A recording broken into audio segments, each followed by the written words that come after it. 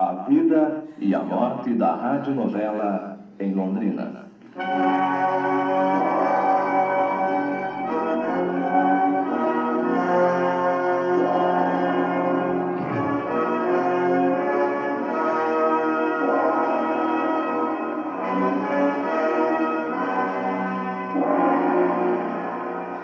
As primeiras radionovelas apresentadas em Londrina tinham como enfoque principal temas sertanejos e religiosos. A exemplo das emissoras dos grandes centros, as novelas em Londrina fizeram o ouvinte rir e chorar.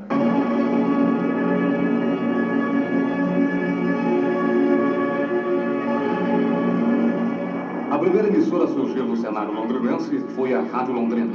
Inaugurada em 15 de novembro de 1943, a Londrina baseava sua programação nas rádios das capitais. No início da década de 50, a ZYD4, como era conhecida, começou a apresentar e a radiofonizar algumas peças teatrais. E esse trabalho só passou a ser desenvolvido profissionalmente a partir de 1954. É que naquele ano chegava a Londrina para dirigir a única emissora existente, o radialista Antônio Marcos D'Ameto. Com minha chegada e com os anúncios que fizemos na época, procurando naturalmente pessoas que se interessassem pelo setor, então nós fomos ampliando esse campo dentro da rádio. Ele chegou a tomar uma projeção muito grande. Haja vista, por exemplo, que as estações que mais tarde foram surgindo em Londrina iam buscar na Rádio Londrina seus elementos para a continuidade dos seus trabalhos. Então, o primeiro cast de rádio-teatro da Londrina foi formado com valores da própria região.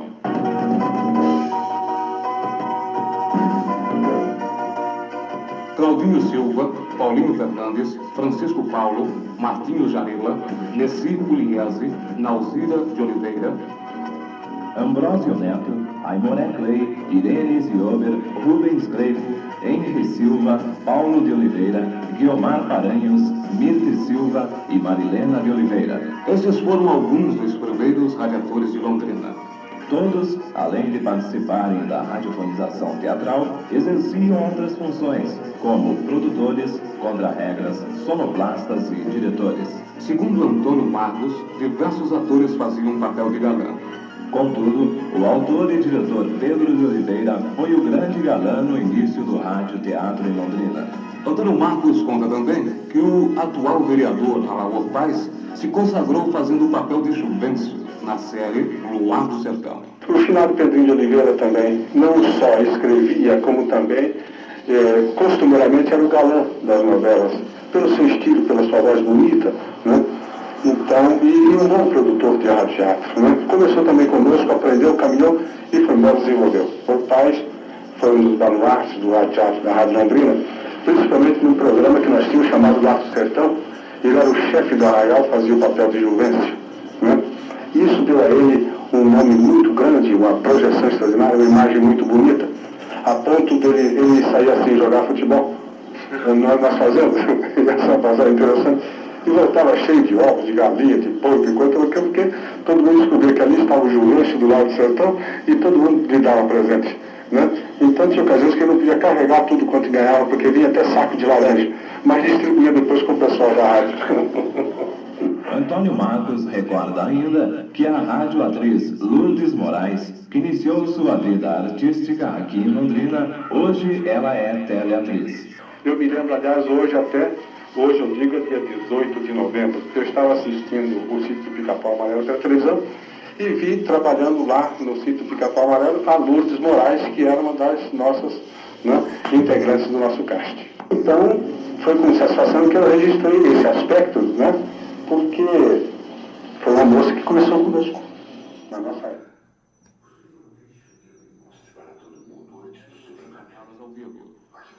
As peças de cunho religioso foram as que mais fizeram sucesso, conforme explica Antônio Marcos.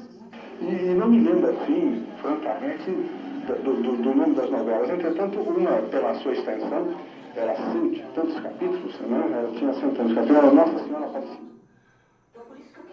O escritor, essa não foi produzida por nós. Essa nós compramos de direito do escritor de São Paulo. Foi patrocinada por um laboratório G de Araújo, que havia em São Paulo. Esse laboratório, era uma clínica. Era uma clínica cirúrgica. aqui encontrou a barreira desgraçada, porque a sociedade médica não admitia programa de rádio. Eu não aguento mais, era um louco processo, doutora. Olha, papai, essa perseguição dessa mulher contra mim tem que acabar de uma vez. Eu não aguento mais. Eu preciso desmascarar essa mulher no tribunal de uma vez por todas. Ela decidiu deixar tudo em segredo e que o senhor se revelasse apenas no julgamento dela, que ela quis. Essa é a estratégia do meu advogado de defesa. Desmascarar ajuda. Vou pegá-la de surpresa. E o seu advogado no Supremo seja médico, né? Você se lembra do Júlio Medrado? Filho da Verônica Medrado, que era secretária do prefeito Anselmo. O Julinho, aquele garoto que jogava bola com você, torcedor do Galo. Você se lembra? Ele era pouco mais que um menino. Pois muito bem. O Júlio agora é um homem feito. Ele se formou em Direito e é um excelente advogado. Ele voltou às Jacinto 8 anos depois da sua tentativa de assassinato, papai. Foi o Júlio que encontrou as deficiências do processo e conseguiu anular o meu primeiro julgamento. Destacou foi a Rádio Atalaia. A Atalaia possuía um dos melhores castes de radioteatro do sul do país. Suas produções eram apresentadas em mais de 20 emissoras de todo o Brasil. Do grande elenco da Rádio Atalaia, muitos profissionais continuam exercendo funções nos meios radiofônicos. Nós vamos conversar agora com 5 radiadores da época. Margarida Marim, José Maria Macchiocchi, Antenor Ribeiro, Luciano Busetti e Silvano Chimentão, conhecido como Coronel Matias. Macchiocchi, como você entrou para a Rádio Teatro em Londrina? Bem, eu comecei a trabalhar com rádio em 64 na Rádio Difusora. Eu já tinha uma experiência anterior em teatro amador, teatro de escola. Aí então surgiu um convite da Rádio Difusora, chamando os ouvintes a fazer um teste de rádio teatro. Eu pensei, bom, rádio, teatro eu conheço um pouco, rádio não, vou ver como é que é isso, né? Aí eu vi um teste de leitura, aquela leitura clássica de texto, né? Aí então eu, fazendo essa leitura, então fui aprovado passei no teste e comecei a fazer então um aprendizado, né? Na Rádio Difusora, esse começo de 64. E foi justamente em 63, um ano antes, que a Atalaia começou a fazer, a Atalaia tinha novelas vindas de São Paulo, novelas gravadas. Aí de repente criaram um cast de rádio teatro, né, um grupo de rádio teatro, e com isso a Difusora resolveu investir também. E note-se que nessa época de 63, estava se iniciando a televisão em Londrina. Era uma coisa assim muito ínfima, muito pequena, ninguém nem acreditava na televisão. Funcionários da televisão iam de casa em casa, de porta em porta, dizendo o que era televisão, para que as pessoas comprassem televisão. As pessoas não queriam comprar televisão. Era um hábito de tantos e tantos anos de rádio. A radioatriz Margarida Marim também começou na Difusora. O meu trabalho foi iniciado em radionovela, quando aliás foi até um fato pitoresco que eu nem tinha conhecimento de que era um radioteatro. Em primeiro lugar, havia uma novelinha na Rádio Difusora, acho que, se não me engano, às 8 horas da noite. Então, uma vez o Dácio Leonel, que era o diretor da rádio, me pediu para ler uma determinada frase. Ele perguntou se eu sabia ler. Tudo bem, sei ler, vamos nessa, né? Então, vamos lá, vamos fazer, lê aqui para mim no microfone. Quando acender aquela luzinha vermelha, você fala. Então, falei sem tremer, sem nada, como é normal, né? Toda pessoa que fala em rádio, no microfone a primeira vez. Então, eu li aquilo como se estivesse lendo na escola, né? Tinha 11 anos de idade, então ele, depois que acabou e tal, falou, isso aqui foi irradiado, né? Aí que eu fiquei sabendo que era um negócio irradiado. Foi em 1962, por aí, né? Então eu iniciei lá, não iniciei, praticamente aí não ia iniciar, né? Aí uma pontinha, outra e tal, minha mãe inclusive trabalhava nessa determinada emissora. Então, quando estava começando as novelas, escolinha de rádio teatro na Rádio Atalaia de Londrina, e aí me convidaram, né? Para participar da escolinha, aprender e tal.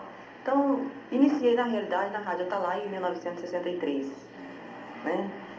Com 12 anos, 13 anos de idade, então iniciei praticamente ali. E você, Antenor Ribeiro, começou aonde? Bom, em Londrina eu cheguei em 1968. Imediatamente fui trabalhar na Rádio Atalaia. E na Atalaia todo mundo que passou por lá fez novela, de uma forma ou outra fez novela. E eu não fui diferente. Eu comecei no rádio antes, comecei em Minas, comecei no interior de Minas, depois passei também por Belo Horizonte, posteriormente estive em outras capitais, agora novamente em Londrina. Em 68 nós fizemos novela na Atalaia ao lado de grandes nomes do radioteatro londrinense, sul-brasileiro, porque o cast que havia na Rádio Atalaia à época, com mais de 40 pessoas trabalhando exclusivamente para o radioteatro, me pareceu ser o maior que o sul-brasileiro já teve contratado. Hoje a radionovela, lamentavelmente, já não ocupa o mesmo espaço privilegiado dentro da programação de rádio, mas naquele tempo era a liderança absoluta de audiência na Rádio Atalaia. Já o Coronel Matias começou seus trabalhos como radioator na Paiquerê. Bem, assim como um radioteatro, né? Um radioteatro, os teatrinhos que eu me lembro quando eu apenas estava começando com o finado Pedro Oliveira, que era o diretor, era na Paiquerê, quando a Paiquerê ainda estava na rua Sergipe. Isso foi por volta de 58, 59, mais ou menos. Nesta época que eu me lembro quando iniciou o radioteatro, que eles apresentavam esse teatrinho, inclusive a gente participava em algumas pontas, já nesta época. Foi pela Paiquerê que eu me recordo.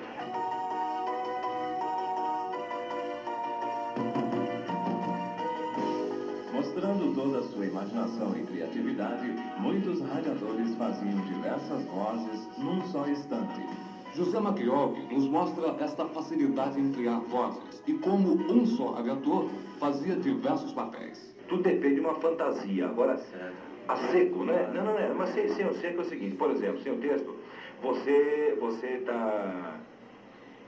O narrador começa a contar uma história que se passa num pequeno bairro do interior de São Paulo, por exemplo, e de maneira inevitável, sim, de fato, podia aparecer um italiano que falasse assim, anche io, certo, a gente fazia então aqueles italianos falando as coisas, certo? Então esse seria mais ou menos uma voz italiana que aqui a seco pode até não parecer muito, fala, poxa, mas tem gente que faz melhor italiano, não sei, mas é uma questão de você ambientar, né? Geralmente quando falava italiano tocava-se uma tarantela no fundo, né? Sim, mas que Madonna, sim, claro. Ou então havia uma outra novela que nós fazíamos, né, que tinha um professor que era alemão, um professor que estava sempre nervoso, falando arrastado umas coisas, era o professor Franz Schulz, ele falava todo arrastado. Então você criava aquela voz do alemão falando e dizendo as coisas rapidamente pensando. Essa seria a voz do alemão falando numa novela. Uma vez eu fiz inspetor français, qui fallait avoir aussi noté au français, il fallait qu'on soit après-midi. Exactement, je pense que j'avais découvert le ladrón, si, mademoiselle, vous garantis que, si, claro. Seria mais ou menos a voz, né? Quer dizer, não seria tanto que a voz, basicamente, não muda, mas a inflexão, né? Ou...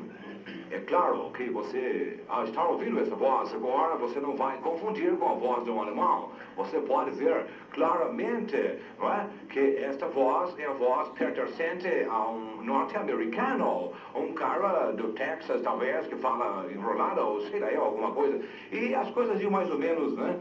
E também houve uma novela que eu fazia, primeiramente surgiu um preto velho, né? Então, a voz do preto velho. Um preto velho cansado de apanhar, um preto velho, um senhor negrão de idade. Aí depois surgiu a voz, era a voz do molequinho, né? O molequinho falava assim espertinho com a vozinha, era um molequinho Zequinha, que ele falava com a vozinha assim meio fininha, meio rapidinha. Então seria a voz de um garotinho, né? E também tinha a voz de um feitor, uma espécie de nordestino, né? Que era uma voz desgraçada do camarada, um feitor bravo que é uma peste. Aí então esse feitor encontrava de vez em quando com os pretos velhos. Aí batia nos pretos velhos, toma velho safado. Não, por favor, seu feitor. Não bate nele não. Toma, bate assim. Não bate no meu amor, não bate não. Toma, safado. Alguma coisa assim, mais ou menos isso, né? E... A voz, eu não gosto da voz, sabe? Aí, que é a voz do mineiro, aquela voz sossegada, né? Aquela pessoa assim, você vai criando as vozes, né? Você pode fazer a voz também, a voz de um cara meio caipira, sabe? Um cara meio tonto. Eu fiz uma vez um cara que era caipira, mas ele ria o tempo todo, sabe? Eu até não sei por que ele ria tanto, sabe? Esse tipo de coisa assim, né? E você então depende do momento, né? Você vê, assim, brincando agora, não sei quantas vozes foram, mais ou menos 10, 8, você entendeu? Quer dizer, agora depende de cada momento, de cada... Né? Você pode fazer uma voz normal, uma voz pesada de uma pessoa uma pessoa com dificuldade de falar, uma pessoa de idade. Aí também vai, né? Quer dizer, talvez até o próprio dono, né? Então, menino, danos, né? Um carinha do norte, um cara nordestino, fazendo uma novelinha e tal. Quer dizer, caracteriza-se muito, quer dizer, carrega-se demais na pintura. Talvez até o cara nordestino não fale tão arrastado desse jeito. Atualmente, muitos locutores ainda se utilizam desses artifícios de criação de vozes em seus programas. É o caso do programa Bate-Boca, apresentado diariamente pela Rádio Paiquerê.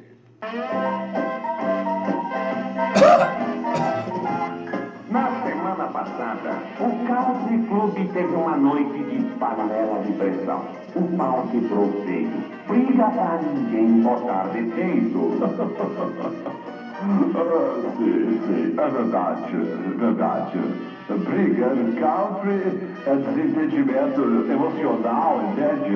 Se fosse na panela de pressão, era coisa de vagabundo, capacetada, afronto de pobre. Sim, claro. Brigão no country é descontrolado pelo estresse. Briguento na panela de pressão é bêbado, safado, pingoso, marecimento. Vocês são pânicos, eu não aguento os pobres. Brigão no country é advertido, é aconselhado a deixar o recinto, é suspenso pelo clube. Briguento na panela de pressão vai pra cadeia, vai no pendurado no pau de arara. Sabe de uma coisa? Na melhor pra ele recebe um dia de preso. Eu não aguento vocês. Briga no country.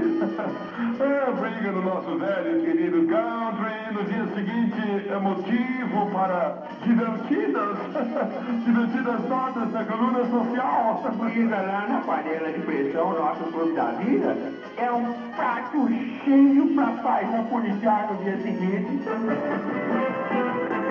E agora?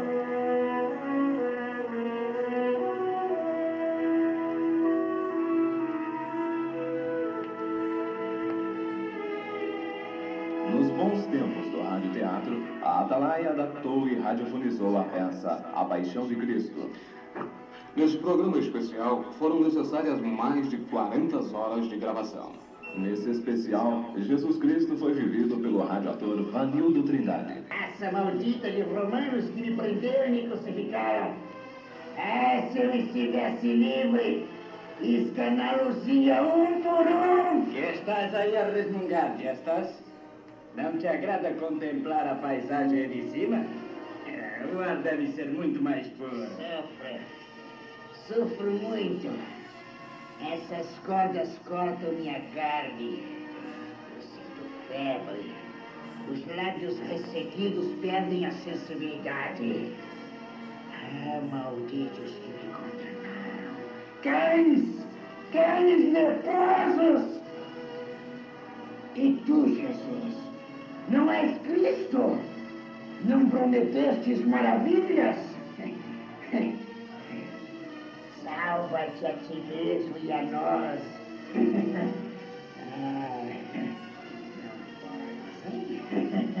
Não podes. Gestas, não tens medo nem de Deus. Tu que estás suportando os mesmos suplícios. Não blasfemes. Não duvides do poder daquele que está entre nós, pois é o verdadeiro Messias. Alegra-te por morrer ao lado dele. Nós, na verdade, aqui estamos sofrendo o castigo afrontoso da cruz, com justiça, pois pagamos a pena que os nossos crimes merecem. Mas Jesus nada fez de mal. Senhor, lembrai-vos de mim quando estiveres ao vosso reino. Em verdade eu te digo, hoje mesmo estarás comigo no paraíso. Graças vos sejam dadas, Senhor. Agora vou em paz.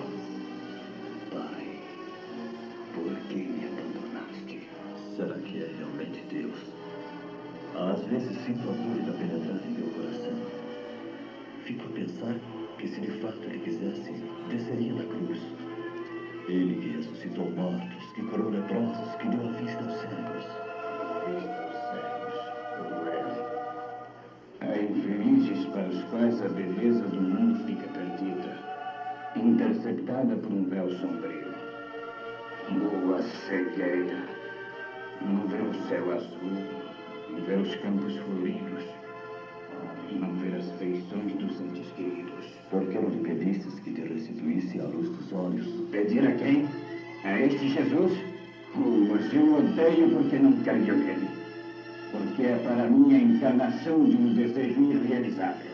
Olhe, levante a cabeça para pedir alguma coisa. Tenho sede. Vou lhe dar a esponja embebida em vinagre. Tudo está consumado. Meu Pai, em vossas mãos entrego meu espírito. Ele morre. Certamente este homem era um justo. Ele é verdadeiramente o Filho de Deus.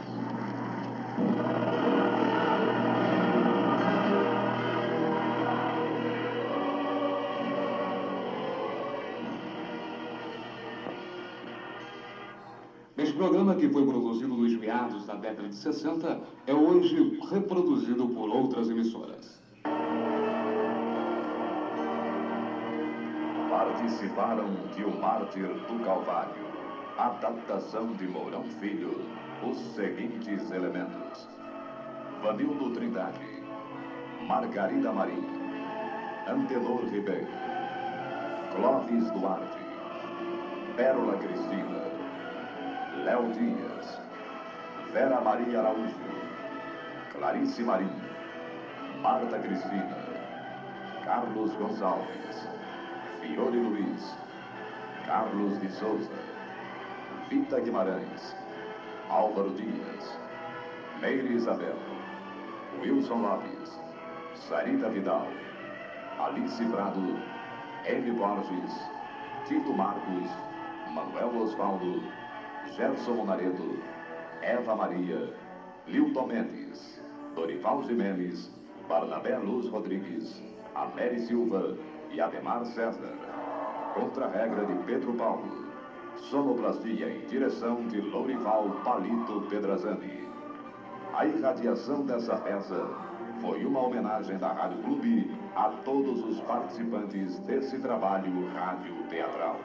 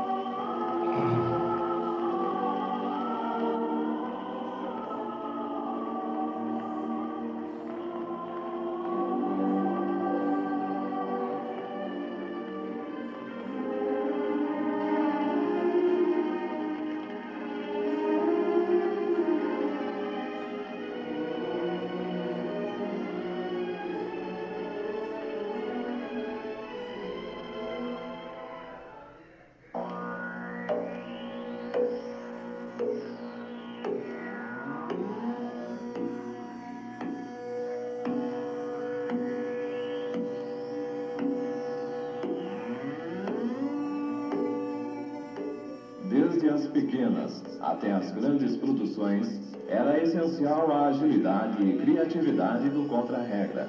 Luciano Musetti, hoje repórter esportivo, foi sonoplasta e contra-regra. Antigamente era tudo feito ao vivo, não tinha esse recurso que nós temos hoje de, errou, grava, apaga, volta e vão gravar tudo de novo. Antigamente era tudo feito ao vivo, então não se usava disco de ruído. Antigamente era o próprio Contra-Regra que fazia tudo isso. Então ele tinha que ter a imaginação, ele tinha que ter a criatividade para poder realmente... Por exemplo, em rádio hoje, em televisão, você pega uma passagem de tempo, você quer unir... Um exemplo, você tem um cidadão que foi operado e você quer dar a ideia de tempo, que o tempo vai se passando, para saber se ele vai ou não ter cura, até a resposta do médico. Hoje na televisão, você faz jogo de relógio, né? Você focaliza no relógio, daqui a pouco você volta numa cena, daqui a pouco você volta para o relógio, já se passaram 2, 3 horas. E antigamente em rádio você não tinha isso. Então você tinha que criar a imaginação. Então como é que você fazia uma cena dessas? Um dia que eu fiz aqui na Rádio Atalaia, o Osíris Mourão, que nunca tinha visto fazer isso, ele me fez repetir a cena várias vezes, entendeu? Porque você pega um lápis, você pega uma aliança, coloca no dedo e você esfrega o lápis na aliança e dá o tic-tac perfeito do tempo passando, ou seja, dos segundos que vão se passando. As radionovelas faziam com que o ouvinte imaginasse as cenas interpretadas. José Mapioli explica. A televisão, ela não força muito a imaginação da pessoa. Então você vê no rádio, né, o narrador dizia, e naquela manhã, o Rodolfo subiu até o Morro dos Ventos Vivantes. Aí a pessoa fica imaginando esse Rodolfo subindo, né? Um galã moreno, de olhos verdes, né? Bigodinho fino, tipo o Carl Gable, que era, né? O vento levou, né? Alguma coisa assim e tal. Então, às vezes o ator era até um cara de idade, né? Baixinho, gordo, careca, mas a voz dele era aquela voz daquele galã, né? Ou então, né? Maria Helena sonhadora voltou os seus olhos azuis para o horizonte. Aí, então o cara imagina, fala, puxa vida, essa Maria Helena realmente é um Joãozinho, né? Aí, mas, enfim, era uma senhora de idade que tinha uma vozinha doce, então a pessoa ruim, né? Fazia a madrasta, ou então a pessoa ruim, uma prostituta, e no fim era uma menininha nova, 18, 20 anos, esta assim com carinha de anjo, fazendo, né, papel de mulher malvada. E então as pessoas em casa, né, e pela facilidade que o rádio, porque a televisão você não pode colocar em cima do tanque, colocar na calçada, ainda não se tem essa mobilidade da televisão. E o radinho é a pilha não, você pendura no portão, você coloca em cima do carrinho de pipoca, na feira, em qualquer lugar que você possa, embaixo de uma ponte, uma pescaria, quer dizer, a mobilidade do rádio, né, é espantosa. E na época, que hoje já é assim, imagine quando nem havia televisão, no caso de Londrina, né?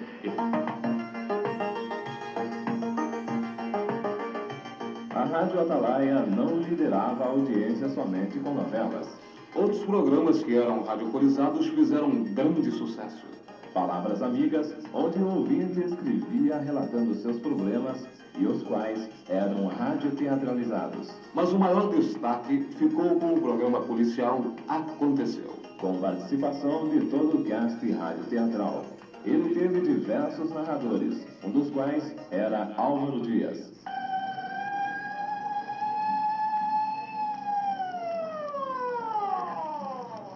De Atalaia contra o crime, a patrulha da cidade apresenta...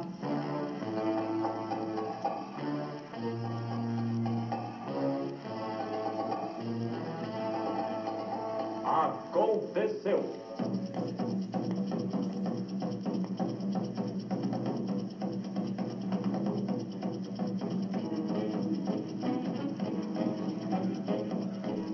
Um relato fiel de fatos que a Bíblia escreve à margem da lei, com personagens marcados pelo destino.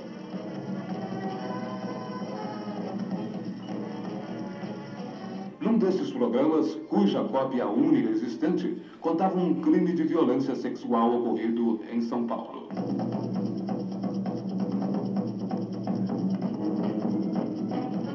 Aconteceu.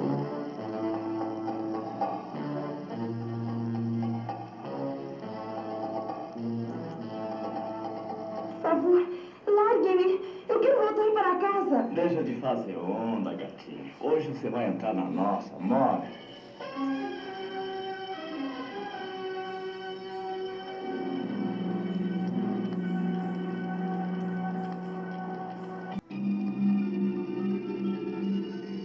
Rapazes cabeludos, frequentadores de um boliche em São Paulo, aproveitaram-se da ingenuidade de uma menina de 14 anos de nome Amélia. Após ingerir várias doses de bebida, foi brutalizada pelos playboys. Tudo começou quando a menor resolveu passar umas horas divertidas no bem boliche na Avenida Nova Cantareira. Puxa, isto aqui está bastante movimentado. Nossa, quanto rapaz cabeludo. Aqui é normal.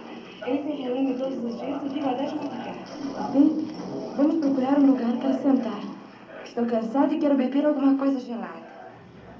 Naquela narração, os rapazes, depois de embebedarem a jovem, acabaram por se viciá-la. Para aí na frente, Antônio Roberto. Vamos apreciar o lugar? Deixa de siriguetum, meu chapa. Você tá querendo dar uma de poeta? Eu quero voltar. Calminha, filha, Nora, calminha. Eu não quero ficar aqui. Bem, amigos, a sessão vai começar.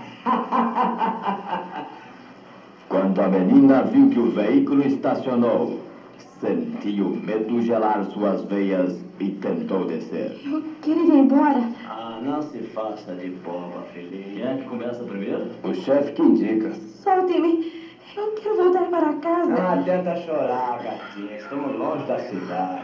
Está no fogo danado, hein? Melhor ainda, vai facilitar o trabalho. Vamos começar com o quê? Vem cá. Socorro! Meu braço! Segura, pessoal. Segura, que você não escaparia. Você sabia.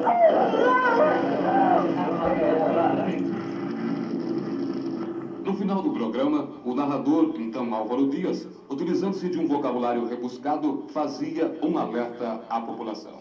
Diariamente deparamos com casos idênticos. Parte da nossa juventude precisa de uma formação moral à altura, pois está completamente distorcida de sua verdadeira finalidade. Cabe à sociedade o papel de moralizar nossos jovens, para que no futuro o Brasil possa se orgulhar dos seus filhos.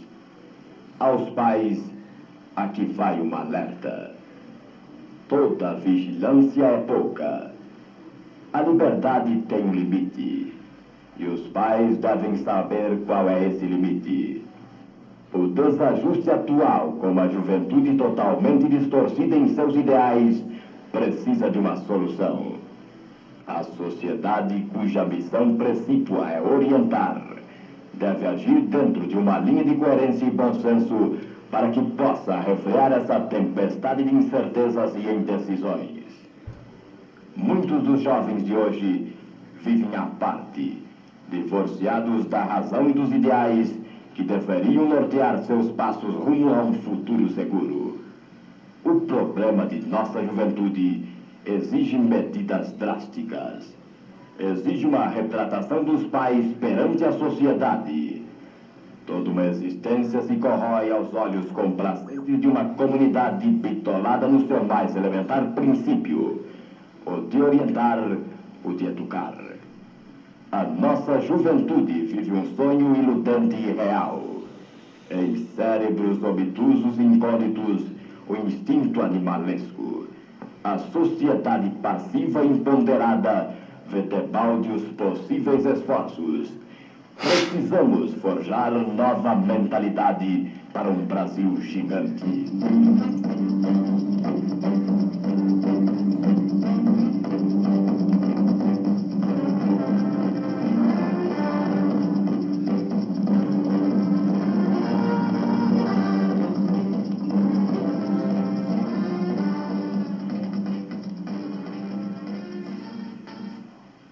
A patrulha da cidade acabou de apresentar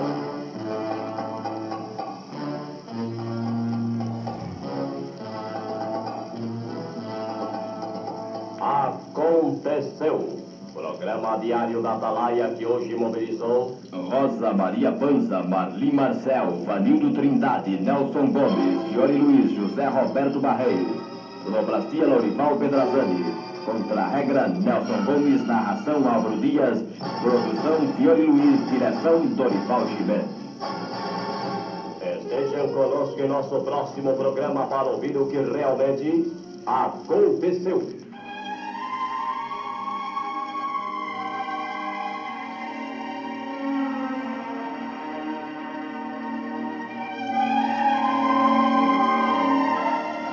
As emissoras de Londrina criaram, produziram e radiofonizaram inúmeras novelas e programas dos mais variados. Contudo, não existe mais do que 5 gravações e um certo número de scripts da época. O radialista Antônio Marcos deixa claro que Londrina não é mais do que um reflexo de um país sem memória. Segundo ele, todo o arquivo das produções da Rádio Londrina foram destruídos. Na verdade, recentemente eu fui à Rádio Londrina procurar algum elemento que pudesse me embasar num propósito que eu alimento, visando escrever a história de Londrina para o cinquentenário. A história está praticamente feita, está praticamente concluída. Faltam alguns detalhes pequenos, fácil até de se coligir e se introduzir nesse trabalho. Não sei se vou aproveitar esse trabalho, porque em 1954 a Companhia de Terra me pediu que fizesse o histórico da cidade e me forneceu todos os elementos. Eu fiz então uma peça de rádio teatro para o evento, comemorava-se nessa época o 20º aniversário de Londrina. Eu fui à Rádio Londrina procurar qualquer coisa nesse sentido, que me orientasse. E, para minha felicidade, para minha surpresa, eu achei um script desse lá num dos armários. Mas o grande acervo da rádio, que foram tantos anos de novelas, de radioteatro, de peças avulsas, de novelas, de seriados grandes e pequenos, isso tudo se perdeu. Se perdeu porque, com a minha saída, um dos meus substitutos pegou esse manancial todinho, levou lá para a chácara da rádio, e eu soube que meteu fogo em tudo aquilo, porque tinha muito papel dentro da rádio. Ele achava que tinha muito papel.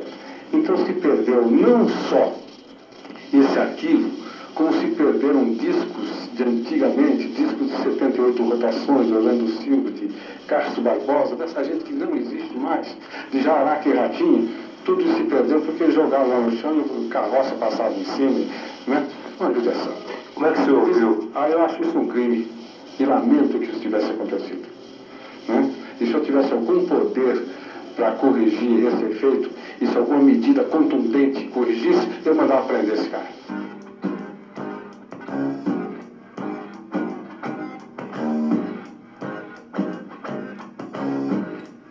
Em síntese, a história da radionovela começa a ser traçada no ano de 1950 na Rádio Londrina. O maior sucesso foi alcançado pela Atalaia, que no início da década de 70 desfez seu elenco. Logo depois, a Rádio Clube criou um departamento de radioteatro, mas em razão dos poucos recursos e a concorrência com a televisão, foi obrigada a mudar sua programação, dando lugar a programas musicais. Muitos acreditam que no futuro bem próximo, a novela voltará ao rádio. Por outro lado, outros observadores acham que isso não passa de uma utopia.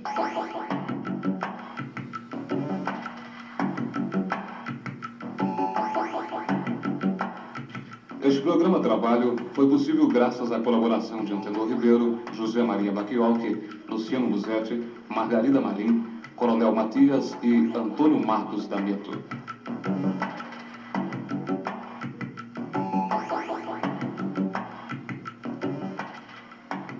Este programa Trabalho foi gravado nos estúdios do Núcleo de Tecnologia Educacional da Universidade Estadual de Londrina. Trabalho apresentado à disciplina História da Cultura Brasileira. Produção: Álvaro Manuel dos Santos, José Roberto Alves e Samuel Filho. Apresentação de José Roberto Alves e Samuel Filho. Trabalhos técnicos e mixagem sonora: João Grosso.